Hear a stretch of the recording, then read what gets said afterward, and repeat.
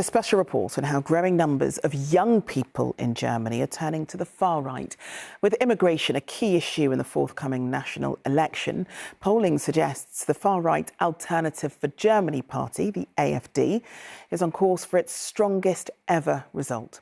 Alarmingly, its racist and divisive policies have struck a chord with some of the 2 million young people who will be able to vote for the first time later this month.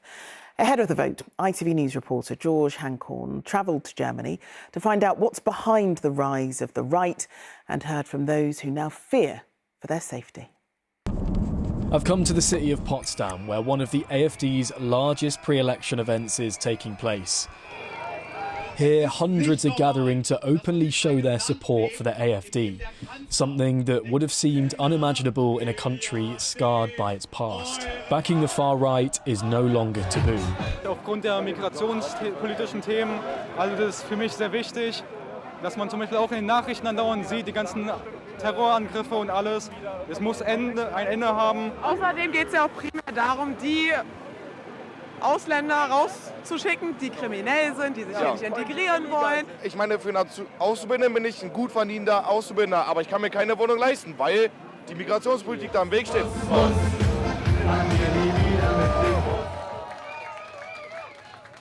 So how is the party's messaging cutting through? Videos from the AfD reach 3 times more people than any of the other political parties combined on social media, something their strategist says is down to their authentic feel. To have an impact, you can't just be a regular politician who talks about politics. You cannot just post your parliamentary speeches and, talk about the economy or whatever. You need to be a real world person, someone from the streets. Music is also a big way to reach young voters. This 90s techno track has been adopted by the far right, but it's not the only music to do so. Cavalier's 22. His music's been removed from some streaming services for hate speech after mocking migrants and the LGBT+ community. But they've still racked up millions of views. GenZ is the name of the remigration plane. Go into the plane and then goodbye. Okay. We don't need you here. Yes. What, this is about deportation, essentially? Yeah, it is. Yeah. Okay. Do you understand some people might be upset if they're gay or they're from a migrant community about some of the things that you discuss? Gay community or like left-wing community, they are always anti to everything what we do. Because we don't have anything common. I don't think this. Not all young people have decided who they're backing. This is the centre of Berlin, where a stretch of the Berlin Wall once cut the capital in half. I'm catching up with Simon, a German TikTok influencer, and his mates. What sort of issues do you care about? What things are important to you at the moment? Most, if not all, young people feel that if you don't inherit the wealth of your, filthy rich parents, then you're probably not gonna ever have the chance to buy an apartment or something. Okay. The AfD is coming to them and they're saying, "I'm your middle finger. Mm-hmm. Vote for me, and I'm sticking the finger to all of them." Mm-hmm. And I can totally understand why someone would feel like that.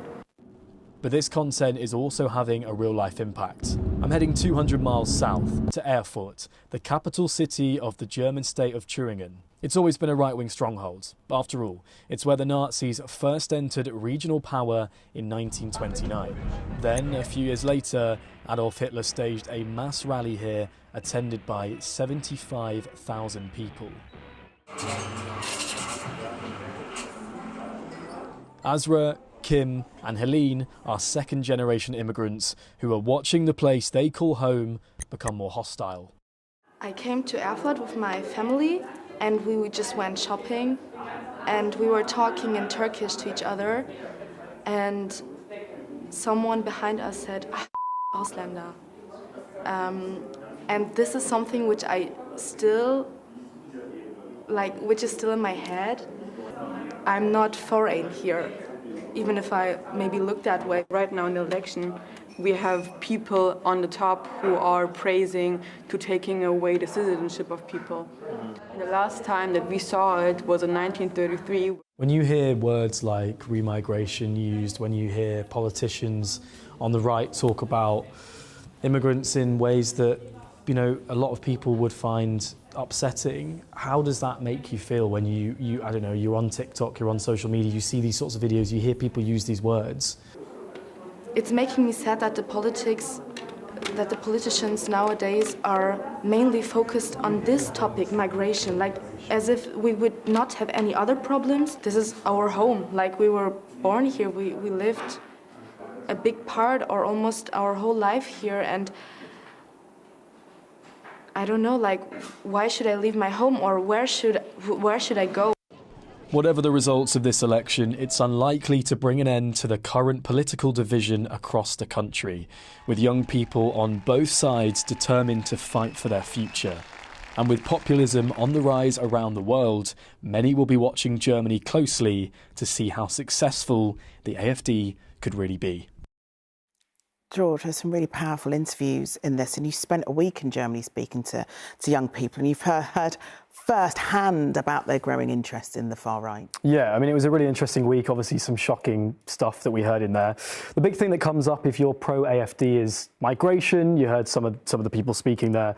But there are a lot of shared views, whether you're on the left or the right. So the economy, housing, kind of feeling left behind by the mainstream political class, I guess. And that's kind of where the AfD have swooped in. So they might be the newest party in Germany. They were formed in 2013, but they're the oldest when it comes to TikTok. They've been on there longer than any of the other parties. So if you look at their videos get 3 times more views than any of the other parties combined. So it'll be very interesting to see what cuts through and how young people vote ultimately in next week's election. Okay, George, thanks very much.